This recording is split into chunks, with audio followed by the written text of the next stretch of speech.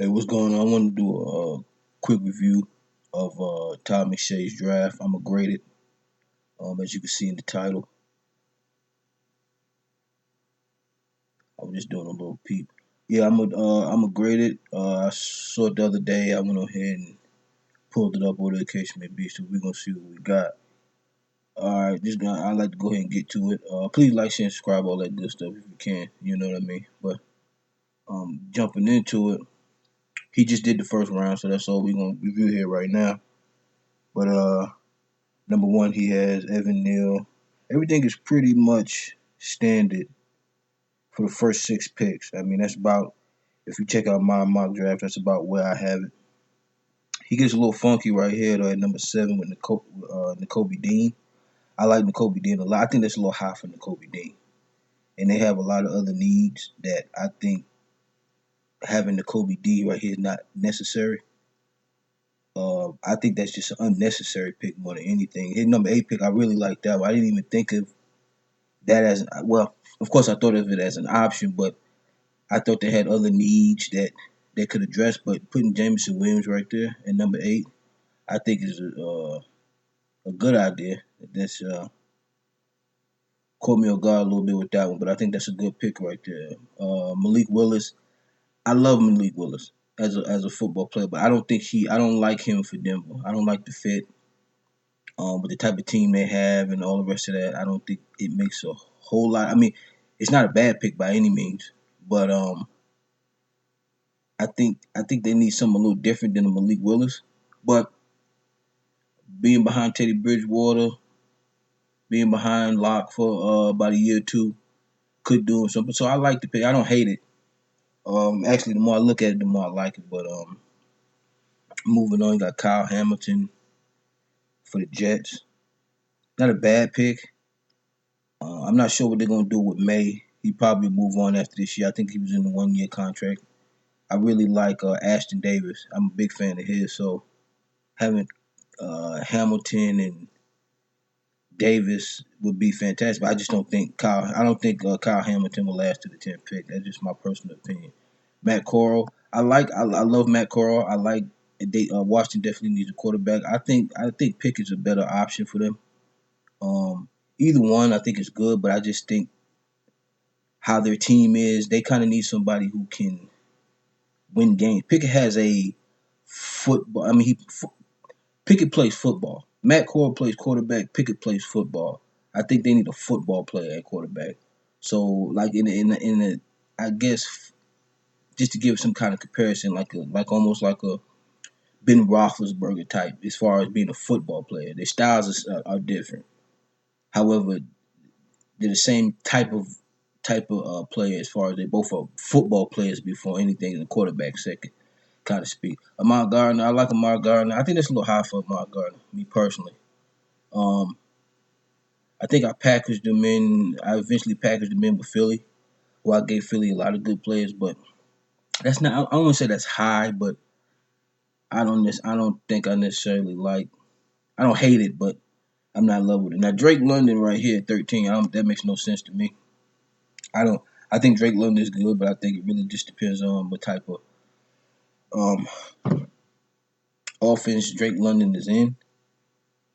I think it's not a horrible pick, but that's one thing about McShay's drafts. He's very wide receiver centric, so he loves to get the wide receivers off the board. I'm not in love with that pick at all. Actually, I think that's probably the worst pick. But after we looking at his draft the first time, that's probably the worst pick that I saw on his draft. Next to Trevor Penning, everything's pretty much David Ajabo. Nice pick there with Devin Lloyd. You see the rest of the draft. Everybody else is pretty good. I like Desmond Ritter going to the Saints. That makes some sense. Like I said, I put Matt Corral there. I think he's just a better fit. But Desmond Ritter there is not bad. And, Garrett Wilson, that's a great pick. Kenny Pickett right here.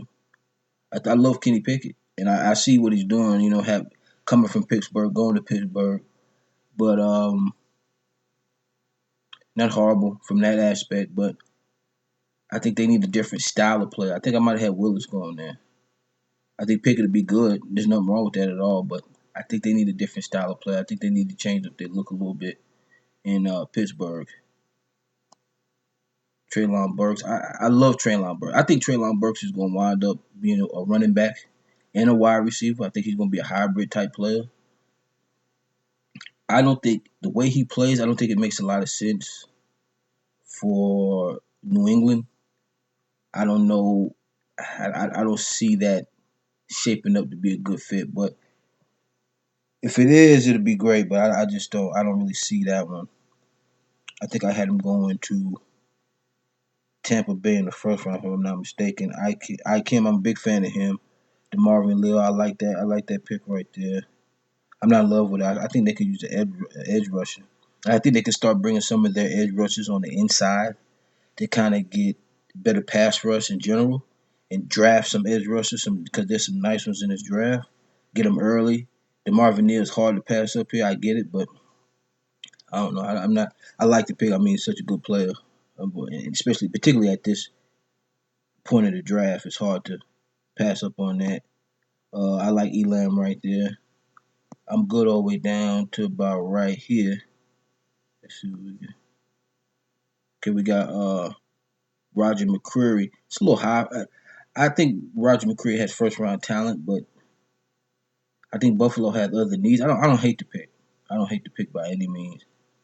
Um, Most people got Booth going ahead of McCreary, but to me, it's either or. I think it just depends on the team. I think it depends on the type of defense you're running, so on and so forth. I think both Booth and McCreary are interchangeable. Again, depending on the makeup of your team. Sam Howell right here. I like Sam Howell. I just think Sam Howell needs to go to the right team. I don't think it makes a lot of sense for Sam Howell to go there. I think a change of pace at a quarterback would be good. I think I had Desmond Ritter going in the second round. Sometimes these types of things where you got two similar types of quarterbacks going to the same team or being on the same team rather. I think that makes sense in some aspects, but in this one, it's not really the case. I don't think if you get Sam Howell, I don't see him being much better than Golf. To be honest with you, you know what I mean. I don't see what that really accomplishes as far as. And then you got Golf with experience and everything. I don't see Sam Howell as highly as most people do. Maybe that's what it is.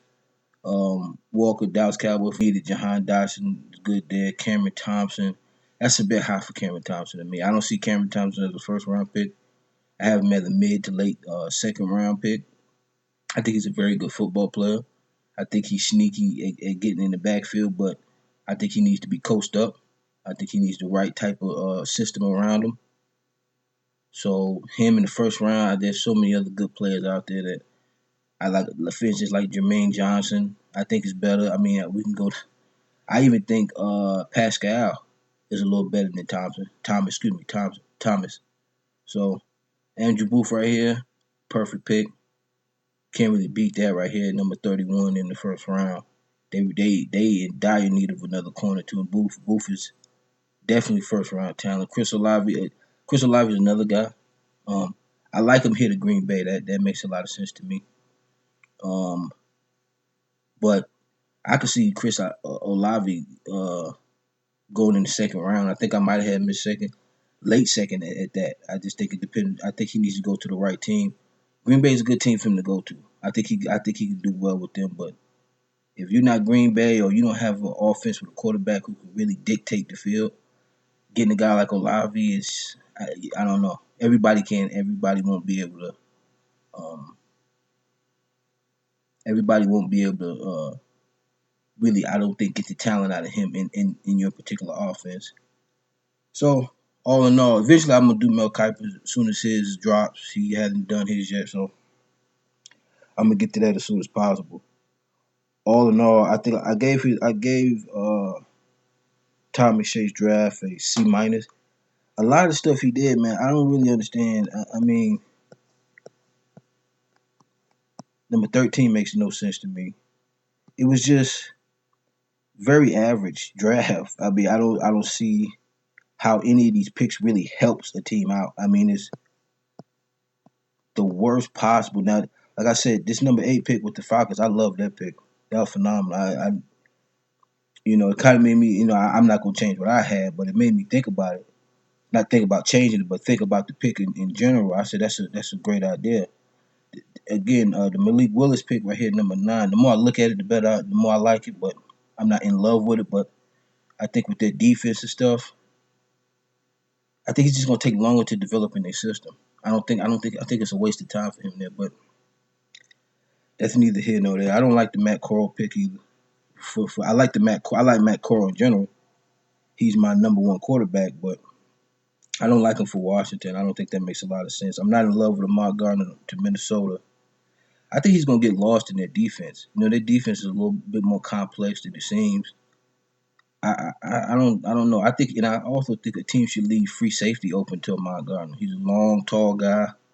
I think he could be interchangeable as far as being free safety and corner. I think you're gonna have to use him more. You're gonna have to use him on the edge. You know what I mean? Without a shadow of a doubt. But it won't hurt to use him as an athlete as well. And again, the Drake London pick is ridiculous. I don't understand what that's about. I don't even like the Ritter pick that much either. Yeah, so all in all, I gave it a C minus. He does drafts like this where I just don't really understand what he's thinking, what he's doing. At the end of the day, he gets paid to do it, so I respect that, and I respect his experience. But most of his drafts, I'm never really in line with any of it. None of it ever makes sense. Mel Kiper, on the other hand, I usually get it, and a lot of other pundits, the guys from the NFL Network and stuff like that. I'm usually in line with them, or the case may be. 99% of people, I can kind of see where they're going, even if I don't agree with the picks. I could understand why they might have did this or why they might have did that. With him, I don't understand anything. It's confusing. Like this draft is. I'm gonna be real with you. I would try to be nice, but the more I look at it, it's an ugly draft. It's not. Yeah, it's not. It's not that pretty. He's done some great drafts in the past, but this one right here, I don't see the point in any of that. But he's great at his job. He's great at what he does. I just don't agree with this particular draft. But yeah, please like, share, and subscribe, and appreciate you for watching. Appreciate you for listening.